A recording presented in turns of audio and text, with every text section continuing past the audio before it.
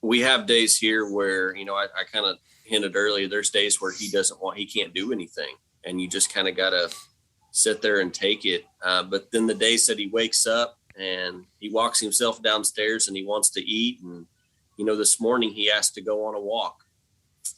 And, you put your shoes on and you go for a dadgum walk, because you kind of got to take advantage of the good days, right. Even if you don't want to go.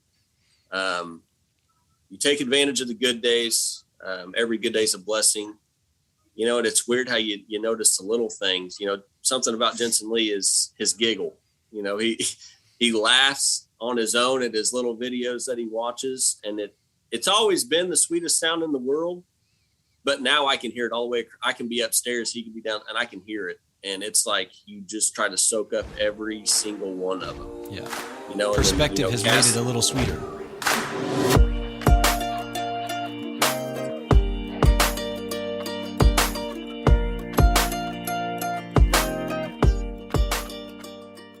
Perspective really does make the small things that were always nice that much sweeter. My name is Seth Carnell, and this is the Go Shout Love podcast.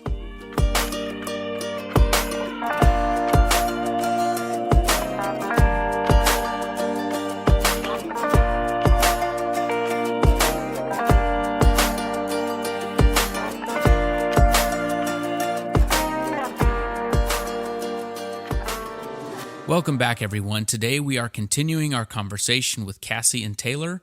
They are the parents to Jensen Lee, an 8-year-old boy from Ava, Missouri, who has leukemia.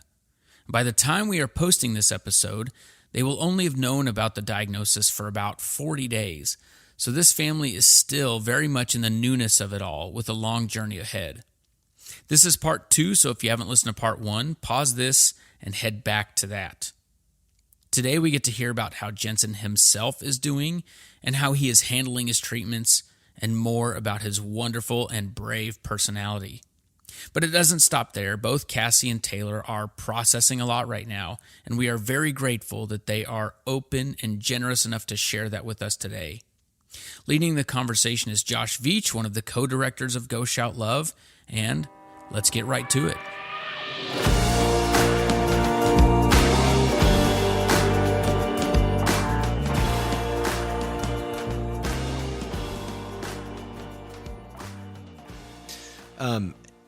I'm curious, Jensen Lee's at 8 years old. He's at this age that is fully aware in a lot of ways and yet still young. How have you guys navigated those conversations of what to talk about and to what degree, and how to navigate his emotions and his processing of what he's going through? We were kind of not on the same page there at the very beginning, because he didn't want to tell him anything, well, there's no playbook for that, right? There's not. Especially when it's out of the blue. And I'm not dealing with it. So he needs, I feel like, he needs to know what's going on, and St. Jude has what's called child advocate people that come in, and that's their job.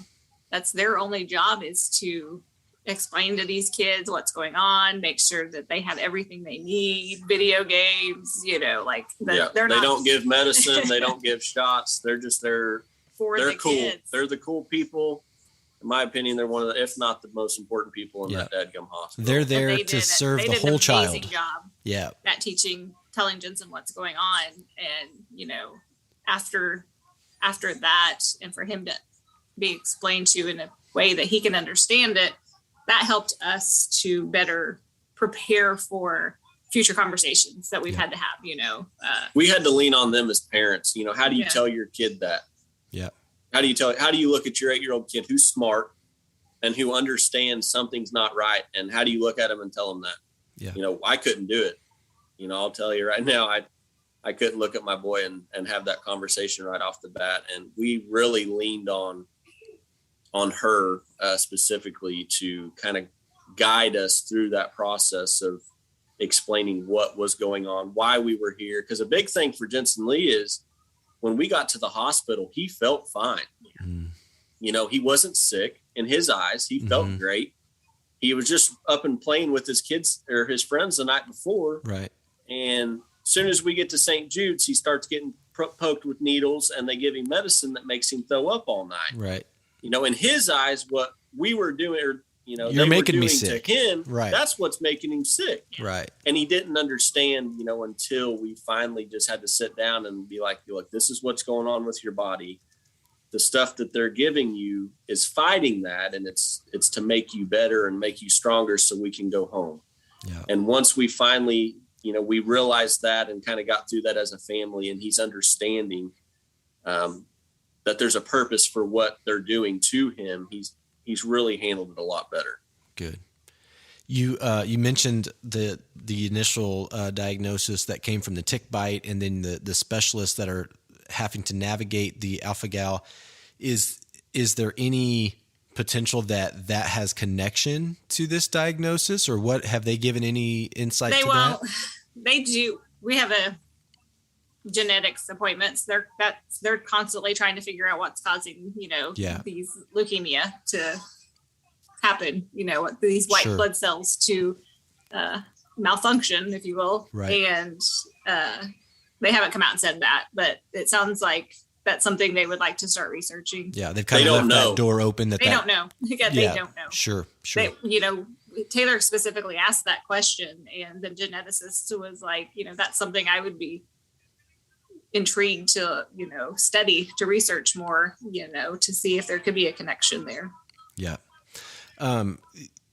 You guys, you mentioned that you're from a tight-knit community, and just kind of following your story a little bit online. It's been amazing to see how many people have kind of rallied in your corner. And I'm just curious, tell us a little bit about what that support has looked like, because you are so brand new on this journey. What does that look like, and how have people shown up for you, and what has that meant to you guys as a family? Oh man. I grew up in Ava, which is where I graduated high school there in 2009. I've worked in law enforcement there, in or around law enforcement for the past almost 10 years now. So I really have ties to the community, and I know just about everybody, around it. And, I've always kind of, I don't know, it's kind of weird, you wonder, if you're ever in a situation like this, you see the community step up for others. And whenever it's you, and they're stepping up for you and your family and for your kid, you almost feel guilty in a way. But at the same time, that it's humbling. It's very humbling. The things that they've done, they're still doing. You just kind of see, you don't even know what to say, Mm-hmm. Just people that are in your corner that, quite frankly, you didn't think they were in your corner to begin with. And it's been a very humbling experience for us all the way around. There is one of the things I've seen, and a phrase that you guys have used, is "I'll be brave." It's kind of been a little bit of the mantra for the family and the journey that Jensen Lee's gone through. Tell us where that came from. Whenever we were driving down to Memphis, Jensen Lee's Nana had bought him a tablet. We were aware that, he was going to have a lot of downtime, and he likes his little videos, just like any other kid. And he had downloaded Snapchat with my dad and Lacey and, his aunts and stuff like that. And he was Snapchatting them the whole drive down. Cassie and I, driving down, listening to music and just kind of praying together. And he's back there snapping grandpa and aunties. And he actually sent that Snapchat to them of his face, his picture, a selfie. And he actually wrote in there, "I'll be brave," and sent it to them all on his own. He wasn't prompted. We didn't know that he sent it until they start sending it to us and being like, "Have you seen that?" I lost it, his poor little face, which at the time I didn't really realize, was so swollen from this sickness. And here's my 8-year-old kid going to and he knew, he started crying whenever we left. He didn't want to go. He was scared. Sure. And he's starting to realize, hey, something's not right. You know, my mom and dad just packed up a car for 3 months worth of being away from home. And he's sending a picture telling his family, you know, don't worry, I'll be brave. And it's just rock. I can't even look at the picture. You know, like I say it and I believe it and I stand on it. I'm wearing his bracelet right now. I can't look at the picture. Something special about it being his own words, not unprompted. It's just him. You mentioned earlier him being the rock for your family in the middle of this. And it's amazing how sometimes I don't think we give kids enough credit for how much they understand, how capable they are, how brave they are, how much they give us meaning, how much they give us direction, how much they help in all those areas. That's pretty powerful. It's coming from a little guy that's 8 years old and isn't the tough as nails, go get 'em boy that you thought you had. And yet when the rubber meets the road, he is that. He is. Yeah. No, that's exactly what he is. He's more than that. Yeah. You know, it's something I used to give him a hard time all the time. You know, he's a soft-hearted little kid, but he's the strongest 8-year-old boy that I know. Yeah, that's awesome.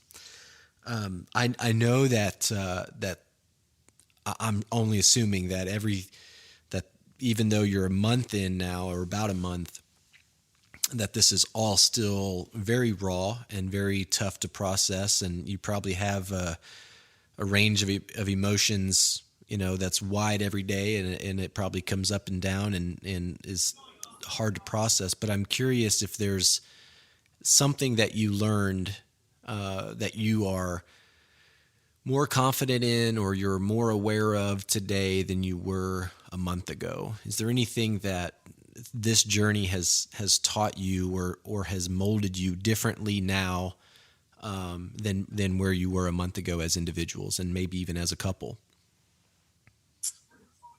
Oh, you know, it's cliche, man, but it's every day's a blessing.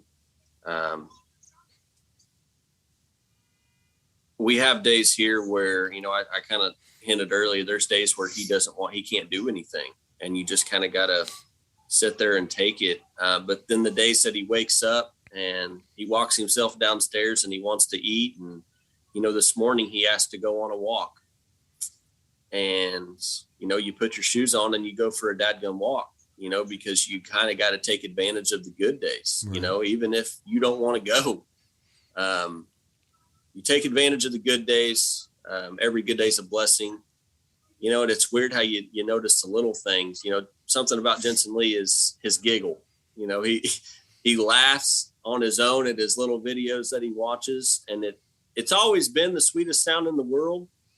But now I can hear it all the way. I can be upstairs, he can be down, and I can hear it. And it's like you just try to soak up every single one of them. Yeah. Perspective has made it a little sweeter. Every one of them. Every day that he wakes up and he wants to do something, we're going to do it, because every day matters. You just got to take advantage of the good days and lean on each other in the bad days and just try to get through it and know that there's light at the end of the tunnel. Yeah. It's been a real test on our faith, in God. And I mean, this could be a situation that a lot of people lose hope and lose faith. And for us, I feel like it has gotten stronger. Just our faith, but then just in humanity. I mean, the people that are praying for us, like we wouldn't make it without those people behind us, No. It's, I don't know. It's hard to put into words. Like, I have no doubt, that God has us, and has this, and that's been something else for me. That's been something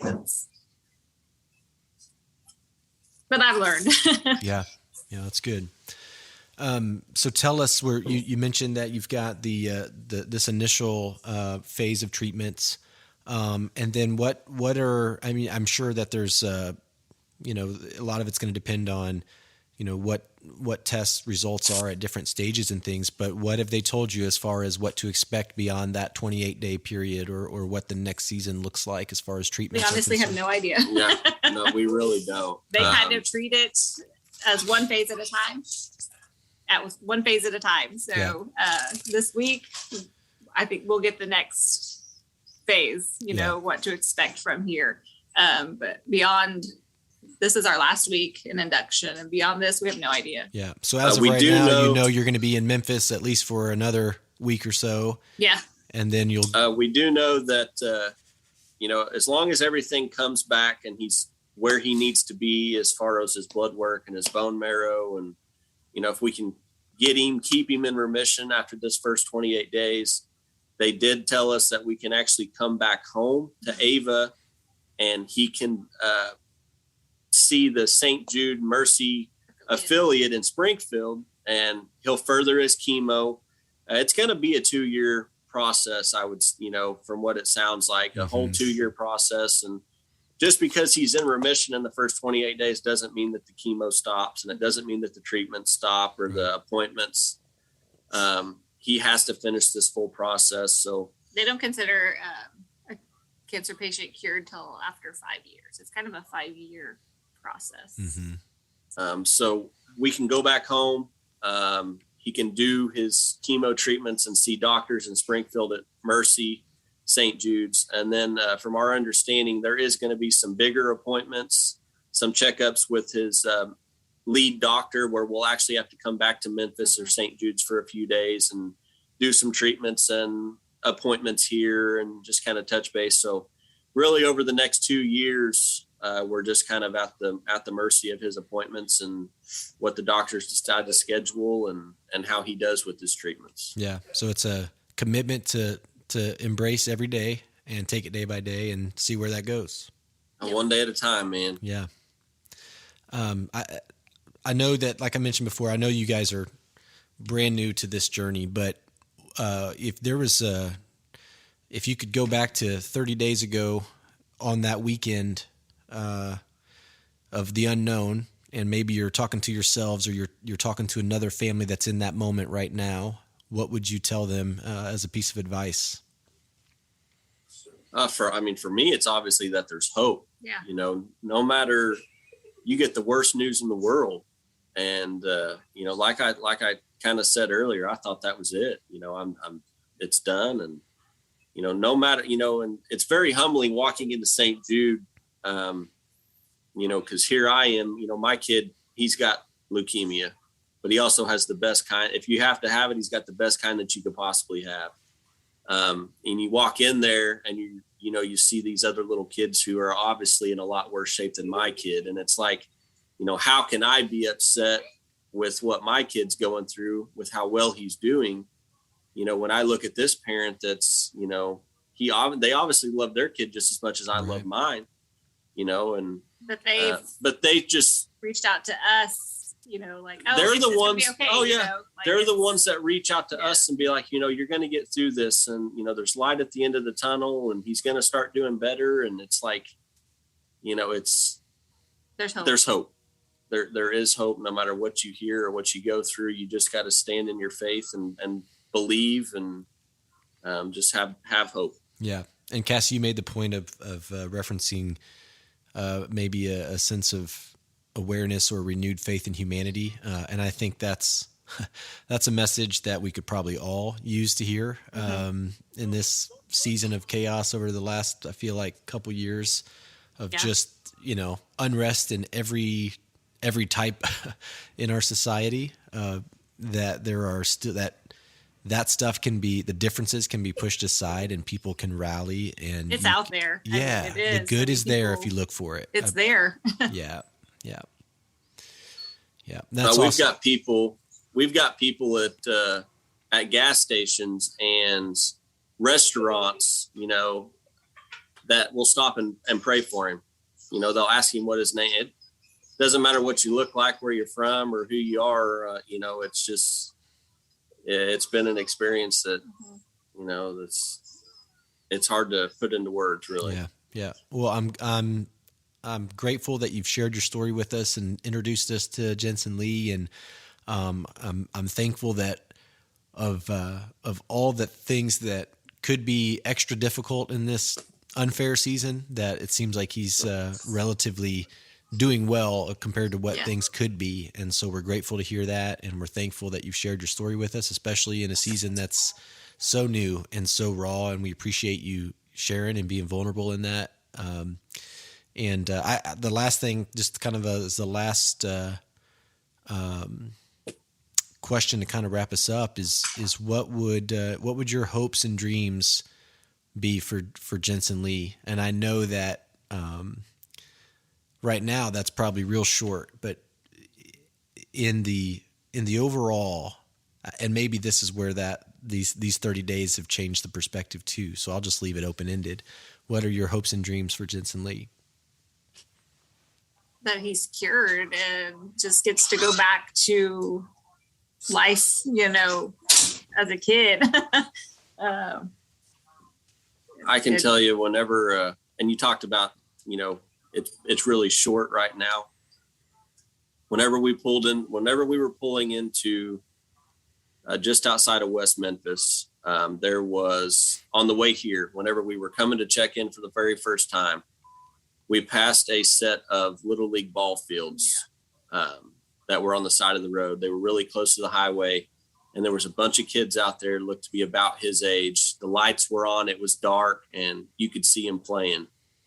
Jensen Lee had been quiet for a long time, but he perked up, he jumped up, he loves baseball. He played his first year of traveling baseball this last summer, and he said, look at them playing ball, Dad. He said, they're still playing ball, because our season actually obviously ended at the summer and they still play ball down here. Mm-hmm. And, I was his coach and he was in coach pitch and I pitched. And, I can remember the very first traveling ball game where he scored a run. And I can remember watching him round third base, and I could see the smile on his face, and he knew he was about to score. And I'm ready to play ball with my boy again. That's my goal right now is I want a ball game. I want to pitch to him again he's on his team with his friends, and that's what I want. Yep. Awesome. Well, thank you guys for sharing. Is there anything else that you'd want to tell the world about Jensen Lee before we wrap up? Just that we appreciate everyone loving on our boy. That's it. Be brave. Yep. Awesome. All right. Thank you guys. At Go Shout Love, we do amazing things for amazing families with kids on rare medical journeys. Each month, we shout love for families through the sale of creative apparel inspired by the kiddos. This month's Brave Design is inspired by Jensen Lee, a kind and compassionate, loving 8-year-old from Ava, Missouri. Every purchase in November will be used to help cover the costs of travel and housing expenses for Jensen Lee's treatments. Visit our website, goshout.love, to support Jensen through the purchase of a t-shirt, sweater, hoodie, tumbler, or other items. Please take a second to rate and review this podcast on whatever platform you are listening on. Stay tuned. Even as the year winds down, there is still more time to Go Shout Love. Thank you.